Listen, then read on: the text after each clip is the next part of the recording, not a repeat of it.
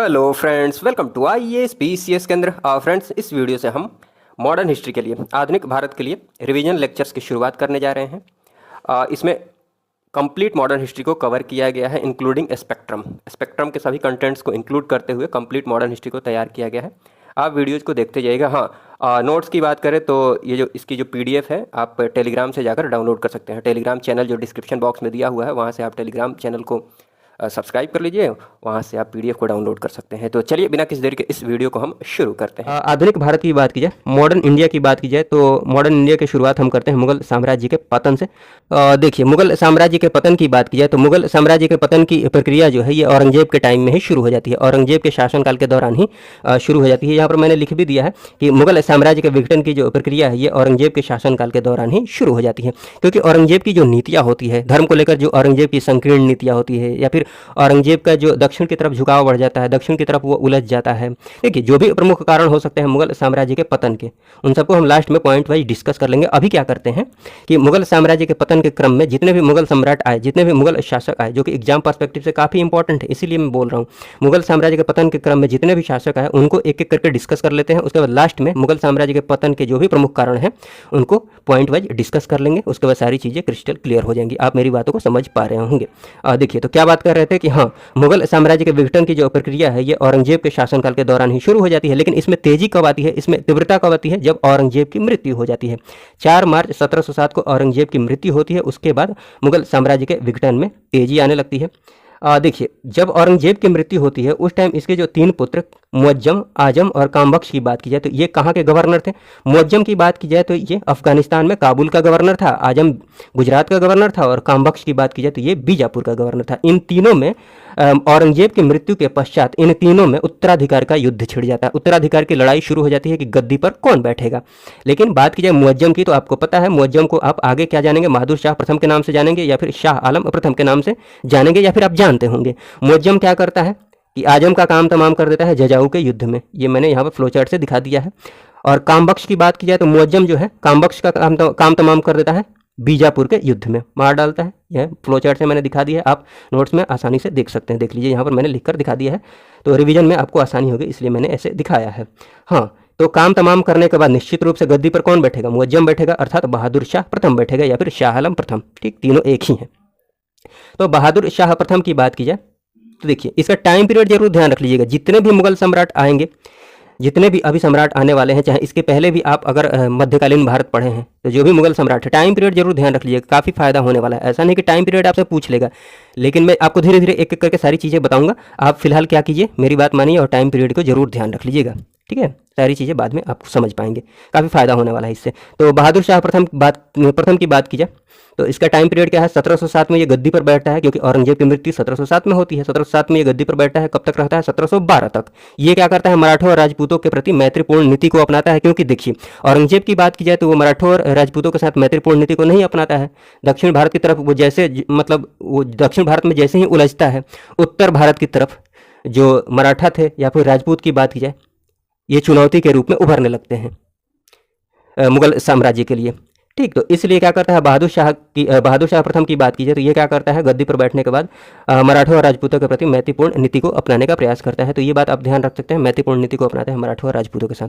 ये इतना इंपॉर्टेंट नहीं है। इंपॉर्टेंट ये है कि जोशुआ केटलार के नेतृत्व में एक डच प्रतिनिधिमंडल का बहादुर शाह के दरबार में आगमन होता है। कब? 1711 में जोशुआ केटलार, ये जरूर ध्यान रख लीजिएगा। जोशुआ केटलार आप नाम जरूर ध्यान रख लीजिएगा। जैसे देखिए, जिनको भी मैंने हाईलाइट किया है उन पर आप विशेष फोकस रखिएगा। जिनको हाईलाइट नहीं किया है उनको बस रिवीजन के क्रम में 1-2 नज़र देखते रहिएगा। अगर एग्जाम में उनसे संबंधित भी क्वेश्चन पूछा जाता है तो ऑप्शन देखकर चीज़ें ऑटोमेटिकली ध्यान में आ जाएंगी। बाकी जिनको हाईलाइट किया है उन पर आप विशेष फोकस रखिएगा। तो ये बात ध्यान रख लीजिएगा, जोशुआ केटलार डच।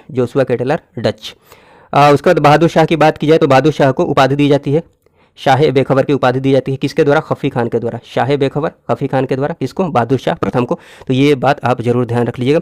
उसके बाद गद्दी पर कौन बैठेगा आपको देखें तो 1712 के बाद गद्दी पर बैठेगा जहांगीर शाह। 1712-13 इसका शासनकाल है। तो जहांगीर शाह का ये टाइम पीरियड भी ध्यान रख लीजिएगा, 1712-13 टाइम पीरियड ध्यान रख लीजिएगा। जहांगीर शाह की बात की जाए तो जुल्फ़िकार खान की मदद से ये गद्दी पर बैठता है। देखिए जुल्फ़िकार खान की बात करें, देखिए उस टाइम औरंगजेब की मृत्यु के पश्चात उस टाइम के जो भी अमीर व्यक्ति, जो भी कुलीन व्यक्ति थे या फिर सूबेदार थे, वो काफ़ी शक्तिशाली हो गए थे।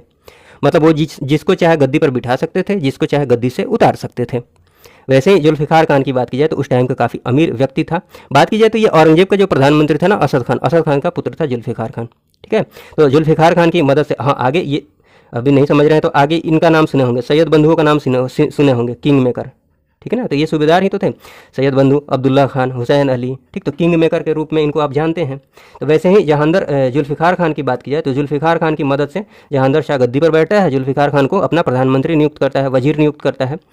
और ये बात ध्यान रख लीजिएगा, इंपॉर्टेंट बात यह है कि आमेर के राजा जयसिंह को मिर्जा राजा सवाई की उपाधि प्रदान करता है कौन? जहांगीर शाह। और मिर्जा राजा सवाई की बात की जाए, इनको कहाँ का सूबेदार नियुक्त करता है? मालवा का सूबेदार नियुक्त करता है। तो ये बात भी आप ध्यान रख लीजिएगा। मारवाड़ के जो राजा थे अजीत सिंह, इनको महाराजा की उपाधि प्रदान करता है जहांगीर शाह। ठीक है, और इनको कहाँ का सूबेदार नियुक्त करता है? गुजरात का सूबेदार नियुक्त करता है। तो ये सारी बातें आप थोड़ा सा ध्यान रख लीजिएगा। जहांगीर शाह की बात की जाए तो इसकी एक प्रेमिका थी, उसका नाम क्या था? लाल कुंवर। तो ये नाम आप जरूर ध्यान रख लीजिएगा। और जहांगीर शाह को लंपट, लापरवाह या फिर लंपट मूर्ख के नाम से जाना जाता है। तो ये इंपॉर्टेंट बात है, ये जरूर ही ध्यान रख लीजिएगा। बात की जाए जहांगीर शाह की तो ये अपने भतीजे फारूक सियर से पराजित हो जाता है और 1713 में इसकी हत्या कर दी जाती है। जहांगीर शाह की हत्या कर दी जाती है। किसकी सहायता से पराजित की? फारूक सियर जो पराजित करता है जहांगीर शाह को, किसकी सहायता से? सैयद बंधुओं की सहायता से। अभी मैं बात ही कर रहा था, जिसको आप देखेंगे सैयद बंधुओं को किंग मेकर के रूप में जाना जाता है। अगर मुगल काल की बात की जाए, आप एक बार देख ही लीजिए। सैयद बंधुओं की बात की जाए, नाम ध्यान रख लीजिएगा, सैयद बंधु किनको बोला जाता था? अब्दुल्ला खान और हुसैन अली को। अब्दुल्ला खान और हुसैन अली, इनका नाम जरूर ध्यान रख लीजिएगा। और इनको किस रूप में जाना जाता है? नृप निर्माता के रूप में जाना जाता है, किंग मेकर के रूप में जाना जाता है। सैयद बंधु की बात की जाए तो सैयद बंधु ने फारूक सियर को गद्दी पर बिठाया।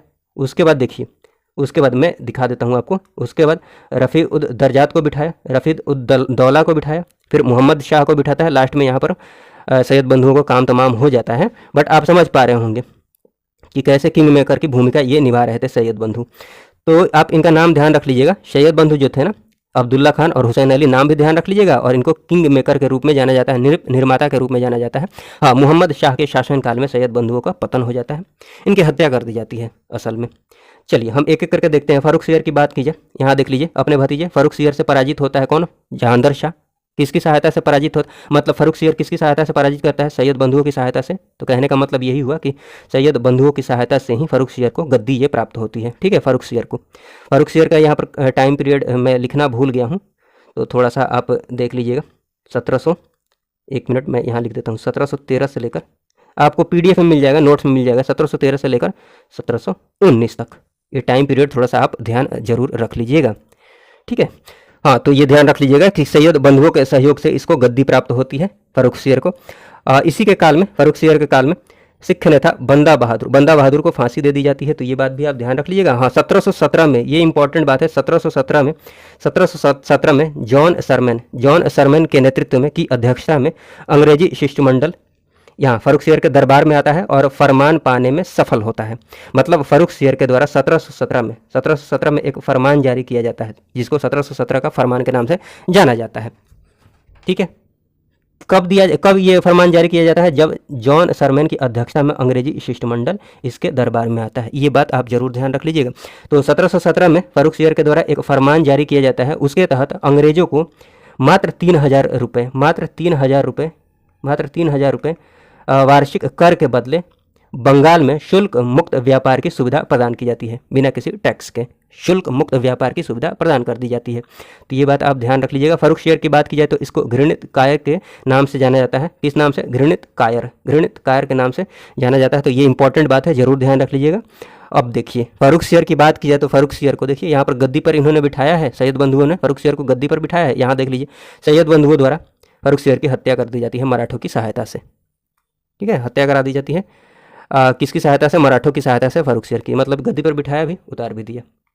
समझ रहे हैं ना? चलिए उसके बाद बात करते हैं। उसके बाद काफ़ी कम टाइम के लिए ये बंदा आता है, जिसका नाम क्या है? रफ़ी उद दर्जात। काफ़ी छोटा टाइम पीरियड है।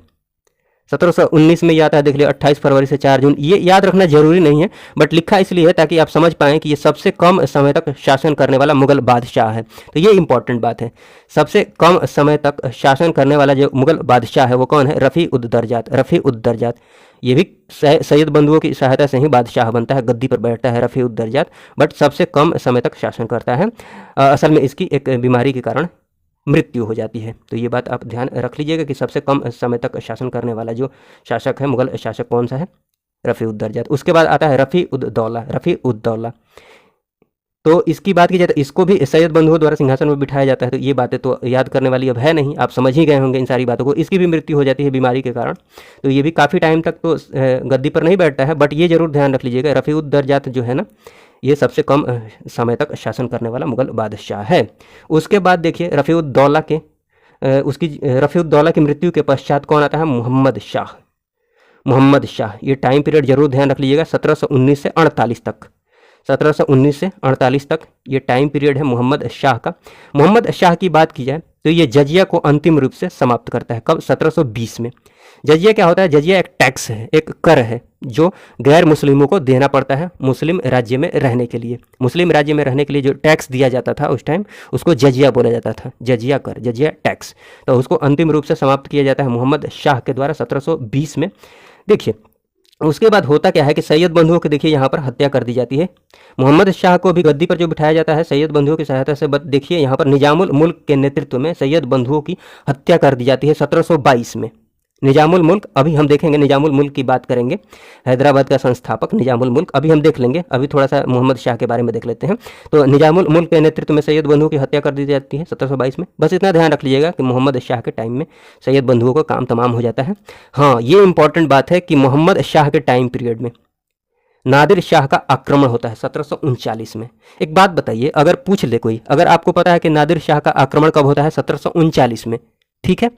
अगर पूछ लिया जाए कि किसके शासनकाल में नादिर शाह का आक्रमण होता है, आपको पता है कि 1739 में हुआ है, तो अगर आप टाइम पीरियड ध्यान रखेंगे कि 1719 से 48 तक कौन रहता है? मोहम्मद शाह रहता है। तो एक बात बताइए, 1719 इसी के बीच में आएगा ना, इसी बीच में ना आएगा?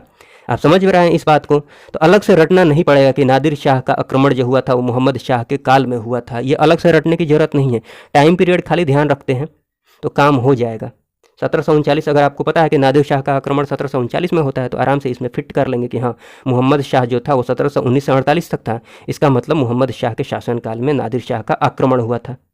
ठीक, आप इस बात को समझ पा रहे होंगे। एक और एग्जाम्पल से आगे समझाऊंगा, थोड़ा सा पेशेंस रखिएगा। तो नादिर शाह का आक्रमण होता है 1739 में, ठीक है। मोहम्मद शाह इसमें क्या होता है? पराजित होता है। करनाल का जो युद्ध होता है, करनाल में युद्ध होता है, करनाल हरियाणा, करनाल में युद्ध होता है, यहाँ पर मोहम्मद शाह पराजित होता है। उसके बाद अर्थात मोहम्मद शाह को पराजित करने के बाद तख्ते ताउस, जिसको मयूर सिंहासन के नाम से भी जाना जाता है, शाहजहां द्वारा निर्मित तख्ते ताउस की बात की जाए, और हाँ साथ में कोहिनूर हीरा, मतलब एग्जाम पर्सपेक्टिव से जो इंपॉर्टेंट बात है, तख्ते ताउस और कोहिनूर हीरा की बात की जाए तो इसको कौन लेकर चला जाता है? नादिर शाह। फारस लेकर चला जाता है क्योंकि फारस का ये शासक होता है। बाकी ये तख्ते ताउस और कोहिनूर हीरा जरूर ध्यान रख लीजिएगा। करनाल के युद्ध में मोहम्मद शाह को पराजित करने के बाद नादिर शाह जो है ये तख्ते ताउस और कोहिनूर हीरा को लेकर चला जाता है। मान लीजिए आपसे कोई क्वेश्चन पूछता है कि वो अंतिम मुगल बादशाह कौन था जो तख्ते ताउस पर बैठा था, मतलब तख्ते ताउस पर बैठने वाला अंतिम मुगल बादशाह कौन था, तो इसको रटने की जरूरत थोड़ी है। अगर आपको पता है कि नादिर शाह का आक्रमण 1739 में हुआ था, ठीक है, अगर आपको टाइम पीरियड पता है कि मोहम्मद शाह की बात कर ली जाए तो इसका जो टाइम पीरियड था 1719 से लेकर 1748 तक का था, तो आप आराम से समझ जाएंगे कि 1739 में चूंकि नादिर शाह का आक्रमण हुआ था तो तख्ते ताउस पर बैठने वाला अंतिम मुगल बादशाह कौन हो सकता है? मोहम्मद शाह ही हो सकता है। और असल में इसी को पराजित करके तख्ते ताउस और कोहिनूर हीरा को ले गया था, साथ में और भी चीज़ें ले गया था, बट एग्जाम पर्सपेक्टिव से जो इंपॉर्टेंट बात है तख्ते ताउस और कोहिनूर हीरा जरूर ध्यान रख लीजिएगा। और अंतिम मुगल बादशाह कौन था तख्ते ताउस पर बैठने वाला? मोहम्मद शाह। और उसके बाद मोहम्मद शाह के बारे में बात की जाए तो ये बात आप ध्यान रख सकते हैं, पढ़ सकते हैं कि अधिकतर समय ये पशु युद्ध देखने में व्यतीत करता था और रंगीला नाम से ये प्रसिद्ध था। रंगीला नाम से कौन प्रसिद्ध था? मोहम्मद शाह। इंपॉर्टेंट बात है, जिनको भी हाईलाइट किया है वो सारी बातें इंपॉर्टेंट है, तो जरूर ध्यान रख लीजिएगा। और इसके शासन में बात की जाए तो इसके शासन में हिजड़ों तथा महिलाओं के एक वर्ग का प्रभुत्व था, तो ये बस आप ध्यान बस पढ़ सकते हैं, बहुत इंपॉर्टेंट नहीं, बट एक नज़र देख लीजिएगा, कभी क्वेश्चन इससे संबंधित आ जाए तो ऑप्शन देकर चीज़ें याद आ जाएंगी। ठीक है, रिवीजन के क्रम में एक दो नज़र देखते रहिएगा। हाँ, यहाँ पर निजामुल मुल्क की बात आई थी तो यहाँ पर देख लेते हैं, नोट करके मैंने उस बात को लिख दिया, उसके साथ और भी इंपॉर्टेंट बात है उनको भी लिख दिया है। जैसे हैदराबाद के स्वतंत्र राज्य की स्थापना किसके द्वारा की जाती है? निजामुल मुल्क, जिसको चिनकलिज खां के नाम से भी जाना जाता है। तो ये इंपॉर्टेंट बात है, जरूर ध्यान रख लीजिएगा। वैसे ही अवध की बात की जाए तो अवध की जो स्थापना होती है, अवध को स्वतंत्र सत्ता के स्वतंत्र राज्य के रूप में स्थापित जो किया जाता है, किसके द्वारा किया जाता है? शहादत खान। तो ये ध्यान रख लीजिएगा, अवध की स्थापना शहादत खान के द्वारा और बंगाल की स्थापना मुर्शिद कुली खान के द्वारा स्वतंत्र सत्ता की स्थापना की जाती है। अवध और बंगाल की शहादत खान और मुर्शिद कुली खान के द्वारा। तो ये सारी बातें हैं, आप जरूर ध्यान रख लीजिएगा। उसके बाद अहमद शाह की बात की जाए, इसके बाद मतलब मोहम्मद शाह के बाद कौन आता है? अहमद शाह। इसका टाइम पीरियड क्या है? 1748 से लेकर 1754 तक। इस टाइम में क्या होता है? अहमद शाह जो अब्दाली था वो 5 बार भारत पर आक्रमण करता है, कुल 7 बार आक्रमण किया था। अहमद शाह अब्दाली की बात की जाए, अहमद शाह अब्दाली की बात की जाए तो कुल 7 बार आक्रमण करता है, बट 5 बार अहमद शाह के काल में ही आक्रमण करता है। 5 बार जो आक्रमण होता है वो इसी के काल में होता है। किसके काल में? अहमद शाह के काल में ही। मतलब दोनों नाम सेम सेम ही दिख रहा है, तो इसको याद रखने में आपको कोई प्रॉब्लम होगी नहीं, ठीक है। हाँ, उसके बाद बात करते हैं 54 के बाद कौन आता है? 1754 से 59 तक कौन रहता है? आलमगीर द्वितीय, आलमगीर सेकंड। देखिएगा इसका टाइम पीरियड देखिएगा, 1754 से 59। यहाँ पर मैंने बहुत इंपॉर्टेंट घटनाएं यहाँ पर हुई नहीं, महत्वपूर्ण घटनाएं नहीं हुई है एग्जाम पर्सपेक्टिव से, बट एक महत्वपूर्ण घटना है जो यहाँ पर लिखा जा सकता है उस घटना को, बट मैंने लिखा नहीं है, आप पर छोड़ दिया है, या छोड़ने की बात ही नहीं है। वो जो महत्वपूर्ण घटना है उसको अलग से ही पढ़ना है। 1717 का जो प्लासी का युद्ध होता है, प्लासी का युद्ध हम अलग से पढ़ेंगे। तो एक बात बताइए, अगर पूछ लिया जाए कि 1717 या फिर ये ना डेट, ये ईस्वी ना दे, बोले कि प्लासी का जो युद्ध हुआ था वो किस मुगल बादशाह के शासनकाल के दौरान हुआ था, तो बताइए। अगर आपको पता है कि प्लासी का युद्ध 1717 में हुआ था, ये तो पता ही होगा आपको। और अगर आपको टाइम पीरियड पता है इनका कि 1754 से 59 में कौन था? आलमगीर द्वितीय था, तो आराम से आप इसमें फिट कर लेंगे कि हाँ 1754 और 59 के बीच में 1757 आ जाएगा। इसका मतलब जो प्लासी का युद्ध हुआ था वो किसके शासनकाल के दौरान हुआ था? कौन से मुगल बादशाह के शासनकाल के दौरान हुआ था? आलमगीर द्वितीय। इसलिए मैंने टाइम पीरियड आपको बताया है। ऐसे बहुत से प्रश्न आएंगे, बहुत सी चीज़ें आएंगी जहाँ पर ऐसे फिट करके आप आसानी से मतलब कॉन्सेप्ट से क्वेश्चन के आंसर को डिसाइड कर लेंगे, मतलब रटने की जरूरत है ही नहीं। इसलिए मैंने आपको टाइम पीरियड ध्यान रखने को बोला है, क्योंकि कितना रटिएगा। चलिए उसके बाद शाह आलम द्वितीय की बात कर लेते हैं। आलमगीर द्वितीय के बाद शाह आलम द्वितीय की बात किया 1759 से 1806 तक इसका टाइम पीरियड होता है, शासनकाल। ये देख लीजिएगा। इसका जो वास्तविक नाम होता है वो क्या होता है? अली गौहर नाम होता है। और इसी काल में इंपॉर्टेंट बात है, इसी काल में 1761 में पानीपत की तीसरी लड़ाई होती है। किसके बीच? अहमद शाह अब्दाली और मराठा के बीच। देखिए अहमद शाह अब्दाली यहाँ पर 5 बार आक्रमण तो अहमद शाह के शासनकाल में ही कर चुका था, ठीक है। हाँ, तो शाह आलम द्वितीय के काल में अहमद शाह अब्दाली का आक्रमण होता है। और पानीपत की तीसरी जो लड़ाई होती है किनके बीच होती है? मराठों और अहमद शाह अब्दाली के बीच में। मराठा और अहमद शाह अब्दाली के मध्य तीसरी लड़ाई होती है पानीपत की, जिसमें मराठा पराजित होते हैं। तो ये बात ध्यान रख लीजिएगा। तीसरी लड़ाई जो हुई 1761 में हुई अहमद शाह अब्दाली और मराठा के बीच में, जिसमें मराठा पराजित हुए थे, ठीक है। तो ये सारी बातें हैं। उसके बाद जो शासनकाल आता है अकबर द्वितीय का, अकबर द्वितीय का शासनकाल आता है 1806 से लेकर 1837 तक। टाइम पीरियड आप जरूर ध्यान रख लीजिएगा। और ये बात ध्यान रख लीजिएगा कि अंग्रेजी संरक्षण में बनने वाला हिंदुस्तान का प्रथम बादशाह था कौन? अकबर द्वितीय। हाँ, ये इंपॉर्टेंट बात है। इंपॉर्टेंट बात ये है कि राजा राम मोहन राय को राजा की उपाधि किसने दी थी? अकबर द्वितीय नहीं दी थी। उसके बाद उनका नाम क्या हो गया था? राजा राम मोहन राय, ठीक है। और इसी अकबर द्वितीय ने ब्रिटिश सम्राट विलियम फोर्थ के दरबार में भेजा था किसको? राजा राम मोहन राय को। तो ये बात भी ध्यान रख लीजिएगा। 1830 में भेजा था राजा राम मोहन राय को ब्रिटिश सम्राट विलियम फोर्थ के दरबार में। उसके बाद बात करते हैं अंतिम मुगल बादशाह बहादुर शाह द्वितीय, जिसको बहादुर शाह जफर के नाम से आप जानते हैं। ये अंतिम मुगल बादशाह थे।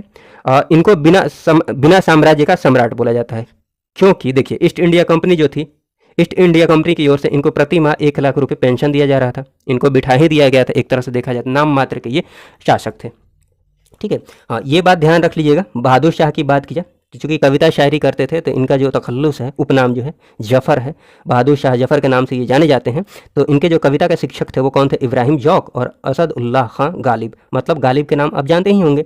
तो गालिब और इब्राहिम जौक जो थे ये कविता के शिक्षक थे इनके। तो ये बात ध्यान रख लीजिएगा। इनके आध्यात्मिक जो निर्देशक थे वो कौन थे? हसन अस्करी।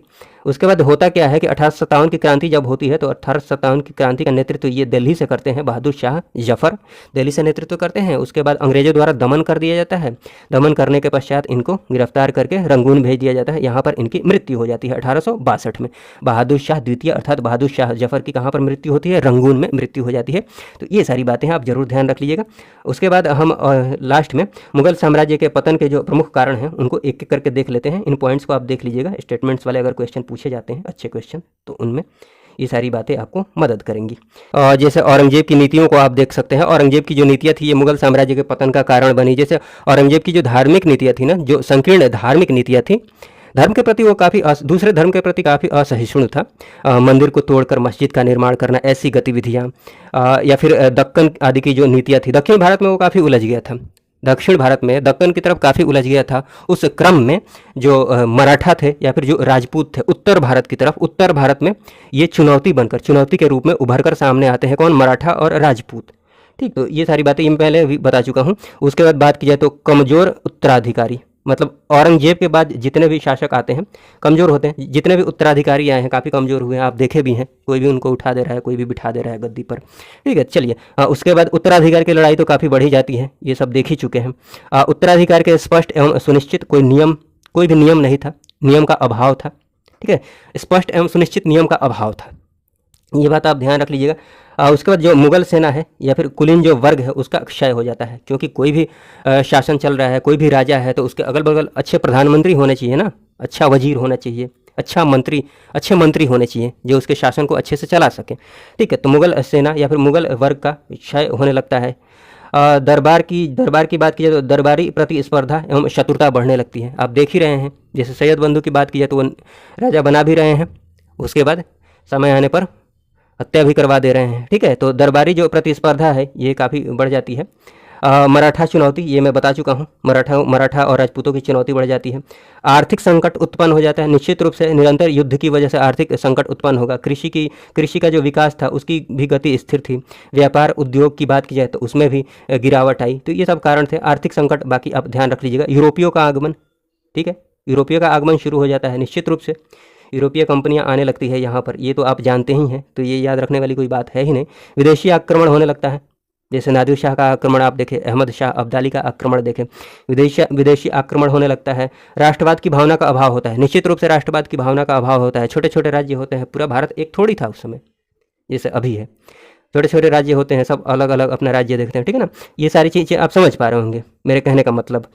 उसके बाद ये वंशानुगत जो निरंकुशता थी, निरंकुश शासन था, ये सारी चीज़ें आप समझ पा रहे होंगे। केंद्रीकृत सरकार था, राजा ही सब कुछ था, ये सारी बातें तो आप समझ ही पा रहे होंगे।